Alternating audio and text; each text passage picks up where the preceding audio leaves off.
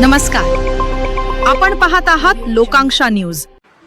दिनांक 21 डिसेंबर रोजी बीड जिल्ह्यामध्ये मतमोजणी होणार आहे। या अनुषंगाने बीड जिल्ह्यात वरिष्ठ पोलीस अधिकारी आणि 400हून अधिक अंमलदार, त्याचप्रमाणे RCP प्लाटून, SRPF यांचा बंदोबस्त लावलेला आहे। एकूण 87 इस्मांना हद्दपार करण्यात आलेले आहे।